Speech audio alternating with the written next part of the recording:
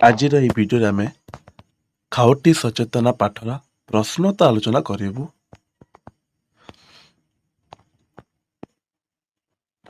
ଖାଉଟି ସଚେତନା କହିଲେ କ'ଣ ବୁଝ?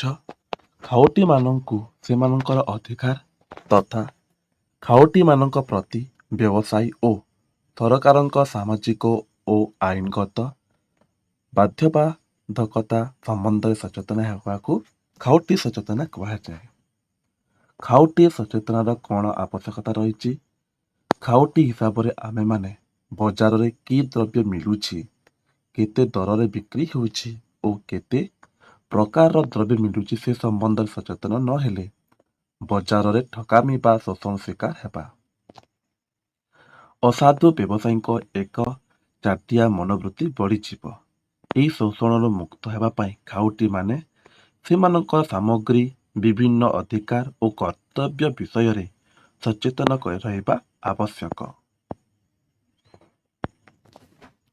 ଖାଉଟି ଶୋଷିତ ହେବାର କାରଣଗୁଡ଼ିକ କ'ଣ କ'ଣ? ଖାଉଟିମାନେ ବିଭିନ୍ନ କାରଣ ଶୋଷିତ ହୋଇଥାନ୍ତି। ସେଗୁଡ଼ିକ ସ୍ୱଳ୍ପ ସାକ୍ଷରତା, ସୀମିତ ତଥ୍ୟ, ସୀମିତ ପ୍ରତିଯୋଗିତା ଓ ସୀମିତ ଯୋଗାଣ। ସରକାର ଖାଉଟିମାନଙ୍କ ସୁରକ୍ଷା ପାଇଁ କି କାର୍ଯ୍ୟ କରିଥାନ୍ତି? ଖାଉଟି ସୁରକ୍ଷା ନିମନ୍ତେ ପ୍ରତିକାର ସ୍ୱରୂପ ସରକାର ମୁଖ୍ୟତଃ 3ଟି ଉପାୟ ଅବଲମ୍ବନ କରିଛନ୍ତି। ସେଗୁଡ଼ିକ ହେଲା ଖାଉଟି ସୁରକ୍ଷା ଆଇନ ପ୍ରଣୟନ, ଆଇନ ପ୍ରୟୋଗ ଓ ଶିଳ୍ପ ବିକାଶ କ୍ଷେତ୍ରରେ କାରିଗରୀ ନିୟମ ଅନୁସରଣ। ଖାଉଟିମାନଙ୍କ ସୁରକ୍ଷା ପାଇଁ ସରକାର ପାର୍ଲିଆମେଣ୍ଟରେ ବିଭିନ୍ନ ଆଇନ ପ୍ରଣୟନ କରିଛନ୍ତି ଓ ଥରକୁ ଥର ଉକ୍ତ ଆଇନର ସରଳୀକରଣ ପାଇଁ ପରିବର୍ତ୍ତନ ଆଣିଛନ୍ତି। ସାଧାରଣ ବଣ୍ଟନ ପ୍ରଣାଳୀ ମାଧ୍ୟମରେ ନିତ୍ୟ ବ୍ୟବହାର୍ଯ୍ୟ ଦ୍ରବ୍ୟଗୁଡ଼ିକର ବଣ୍ଟନ ବ୍ୟବସ୍ଥା କରିଛନ୍ତି। ଶିଳ୍ପ ବିକାଶ କ୍ଷେତ୍ରରେ କାରିଗରୀ ନିୟମ ଅନୁଯାୟୀ ବିଭିନ୍ନ ପ୍ରଯୁକ୍ତ ଦ୍ରବ୍ୟ ଉପରେ ଗୁଣମାନର ମୋହର ଲଗାଇବା ପାଇଁ ବାଧ୍ୟତାମୂଳକ କରିଛନ୍ତି। ନକଲି ବା ଦୋହରା ସାମଗ୍ରୀ କହିଲେ କ'ଣ ବୁଝ? ଦୋହରା ଦ୍ରବ୍ୟ କହିଲେ କୌଣସି ଦ୍ରବ୍ୟର ନକଲି ଦ୍ରବ୍ୟକୁ ବୁଝାଏ। ଅଧିକାଂଶ ସମୟରେ ବଜାରରେ ସଠିକ ଗୁଣର ଦ୍ରବ୍ୟ ପରିବର୍ତ୍ତେ ଦୋହରା ଦ୍ରବ୍ୟ ପାଇଥାଉ। ଏହି ଦୋହରା ଦ୍ରବ୍ୟଗୁଡ଼ିକ ନିମ୍ନ ମାନର ଏବଂ ଏହା ଆମମାନଙ୍କୁ ଯଥେଷ୍ଟ ସନ୍ତୋଷ ଦେଇ ନଥାଏ। କିନ୍ତୁ ଏହି ଦ୍ରବ୍ୟଗୁଡ଼ିକୁ କିଣିବେଳେ ସଠିକ ଗୁଣ ବିଶିଷ୍ଟ ଦ୍ରବ୍ୟର ମୂଲ୍ୟ ଦେବାକୁ ପଡ଼ିଥାଏ। ଖାଉଟି ବିବାଦୀୟ ପ୍ରତିବିଧାନ ସଂସ୍ଥାର କାର୍ଯ୍ୟ କ'ଣ? ଖାଉଟିମାନଙ୍କର ସୁରକ୍ଷା ନିମନ୍ତେ ସରକାର ଜିଲ୍ଲା, ରାଜ୍ୟ ଓ ଜାତୀୟ ସ୍ତରରେ ଖାଉଟିମାନଙ୍କର ଅଭିଯୋଗ ଦାଖଲ ପାଇଁ ଯେଉଁ ସଂସ୍ଥା ଗଠନ କରିଛନ୍ତି ତାହାକୁ ଖାଉଟି ବିବାଦୀୟ ପ୍ରତିବିଧାନ ସଂସ୍ଥା କୁହାଯାଏ।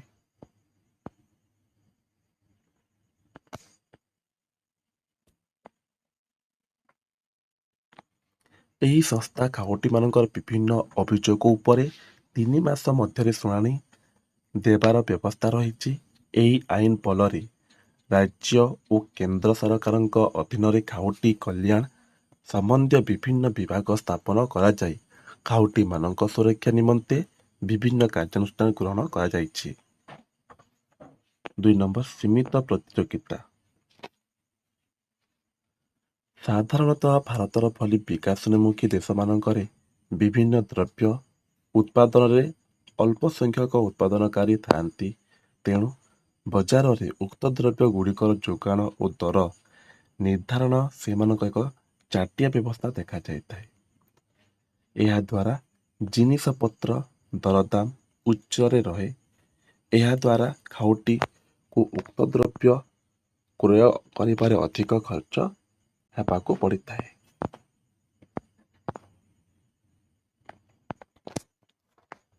ଏପରି ଅବସ୍ଥାରେ ବିଭିନ୍ନ ଜିନିଷ ଦର ନିର୍ଦ୍ଧାରଣର ଉପାଦାନକାରୀ ଓ ବ୍ୟବସାୟୀମାନେ ଅଧିକ କ୍ଷମତାଶାଳୀ ହୋଇଥାନ୍ତି।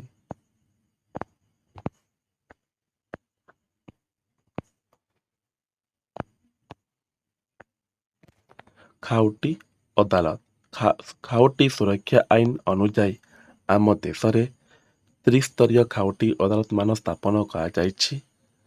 ଜାତୀୟ ସ୍ତରରେ ଜାତୀୟ ଖାଉଟି କମିଶନ ଦିଲ୍ଲୀଠାରେ ସ୍ଥାପନ କରାଯାଇଛି। ସେହିପରି ରାଜ୍ୟ ସ୍ତରରେ ରାଜ୍ୟ ଖାଉଟି କମିଶନ ଏବଂ ଜିଲ୍ଲା ସ୍ତରରେ ଜିଲ୍ଲା ବିଚାର ମଞ୍ଚ କାର୍ଯ୍ୟ କରୁଛି।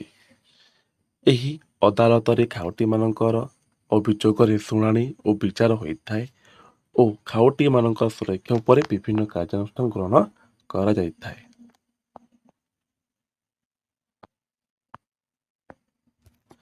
ଖାଉଟି ସୁରକ୍ଷା ଆଇନ। ଖାଉଟିମାନଙ୍କ ସୁରକ୍ଷା ପାଇଁ ସରକାର ପାର୍ଲିଆମେଣ୍ଟରେ ବିଭିନ୍ନ ଖାଉଟି ସୁରକ୍ଷା ଆଇନ ପ୍ରଣୟନ କରିଛନ୍ତି। ଥରକୁ ଥର ଉକ୍ତ ଆଇନର ସରଳୀକରଣ ପାଇଁ ପରିବର୍ତ୍ତନ ଆଣିଛନ୍ତି। ଏହି ଆଇନ ଅନୁସାରେ ବିଭିନ୍ନ ଜିଲ୍ଲା, ରାଜ୍ୟ ଓ ଜାତୀୟ ସ୍ତରରେ ଖାଉଟି ବିବାଦୀୟ ପ୍ରତିବିଧାନ ସଂସ୍ଥା ସ୍ଥାପନ କରାଯାଇଛି। ଖାଉଟି କଲ୍ୟାଣ ସମ୍ବନ୍ଧୀୟ ବିଭାଗମାନ ବିଭିନ୍ନ ରାଜ୍ୟରେ ଖୋଲାଯାଇ ଖାଉଟିମାନଙ୍କ ଅଧିକାରର ସୁରକ୍ଷା ଉପରେ ବିଭିନ୍ନ କାର୍ଯ୍ୟାନୁଷ୍ଠାନ ଗ୍ରହଣ କରାଯାଇଛି।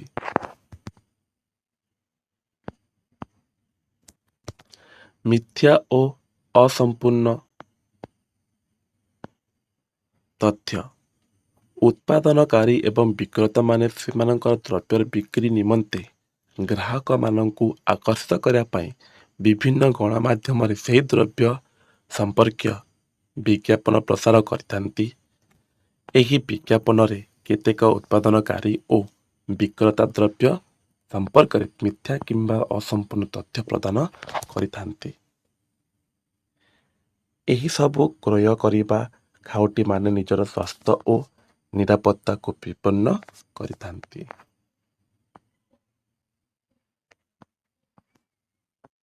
ପାର୍ଥକ୍ୟ ଦର୍ଶାଅ ନିମ୍ନମାନର ଦ୍ରବ୍ୟ ଓ ଅପମିଶ୍ରିତ ଦ୍ରବ୍ୟ। ବହୁ ସମୟରେ ଖାଉଟିମାନେ ନିଜର ଅଜ୍ଞତାବଶତଃ ବଜାରରୁ ନିମ୍ନ ମାନର ଜିନିଷ କ୍ରୟ କରି ଅସୁବିଧାରେ ପଡ଼ିଥାନ୍ତି। ଏଥିପାଇଁ ଖାଉଟି ନିଜର ପୁରା ମୂଲ୍ୟ ପ୍ରଦାନ କରି ମଧ୍ୟ ପ୍ରକୃତ ଜିନିଷ ପାଇ ନଥାନ୍ତି। ନିମ୍ନମାନର ଦ୍ରବ୍ୟ ବ୍ୟବହାର କରିବା ଦ୍ୱାରା ଖାଉଟିମାନଙ୍କ ଜୀବନ ବିପନ୍ନ ହୋଇଥାଏ। ଅପମିଶ୍ରିତ ଦ୍ରବ୍ୟ। ବର୍ତ୍ତମାନ ସମୟରେ ବଜାରରେ ଅପମିଶ୍ରିତ ଦ୍ରବ୍ୟ ବିକ୍ରୟ ଏକ ସାଧାରଣ ଘଟଣା। ଚାଉଳରେ ଗୋଡ଼ି, ତେଲରେ ଅଗାରା, ଚାରେ ଚମଡ଼ା ଗୁଣ୍ଡ, ଚିନିରେ ବାଲି ଓ ପେଟ୍ରୋଲରେ କିରୋସିନ ମିଶାଇ ଅପମିଶ୍ରିତ ଦ୍ରବ୍ୟ ପ୍ରସ୍ତୁତ କରାଯାଇଥାଏ। ଏହାଦ୍ୱାରା ଖାଉଟି ଶୋଷିତ ହୋଇଥାଏ। ଖାଉଟି ଅଧିକାର, ଖାଉଟିର କର୍ତ୍ତବ୍ୟ। ଅଧିକାର କହିଛେ ଖାଉଟି ଅଧିକାର ମଧ୍ୟରେ ବଜାରରେ ବିକ୍ରୟ ପାଇଁ ଉପଲବ୍ଧ ହେଉଥିବା ବିଭିନ୍ନ ଦ୍ରବ୍ୟ ଓ ସେବାର ଗୁଣମାନ, ଶୁଦ୍ଧତା, ସାମର୍ଥ୍ୟ ଓ ଦର ଇତ୍ୟାଦିର ସଠିକ୍ ତଥ୍ୟ ଖାଉଟିକୁ ଜଣାଇବା। ଖାଉଟିମାନେ ନିଜ ଇଚ୍ଛା ଅନୁଯାୟୀ ବଜାରରୁ ଦ୍ରବ୍ୟ ଓ ସେବା କ୍ରୟ କରିବା। ଖାଉଟିମାନଙ୍କର ଅଭିଯୋଗଗୁଡ଼ିକର ଶୁଣାଣି କରି ସଠିକ୍ ଓ ସମୋପଯୋଗୀ ବିଚାର କରିବା ଇତ୍ୟାଦି ଅନ୍ତର୍ଭୁକ୍ତ।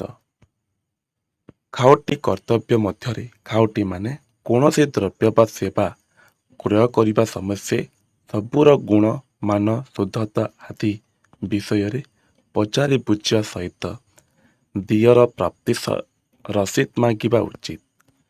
ବ୍ୟବସାୟୀମାନଙ୍କ ଦ୍ୱାରା ଶୋଷିତ ହେଲେ ସେମାନେ ଆଇନଗତ କାର୍ଯ୍ୟାନୁଷ୍ଠାନ ପାଇଁ ଖାଉଟି ମଞ୍ଚ ମାଧ୍ୟମରେ ସେମାନେ ଦାବି ଓ ଅଭିଯୋଗ ଉପସ୍ଥାପନ କରିବା ଉଚିତ।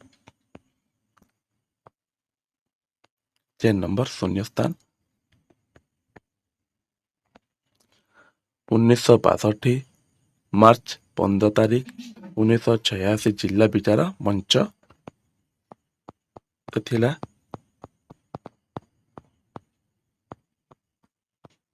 ଖାଉଟି ସଚେତନା ପାଠର ପ୍ରଶ୍ନ ଉତ୍ତର।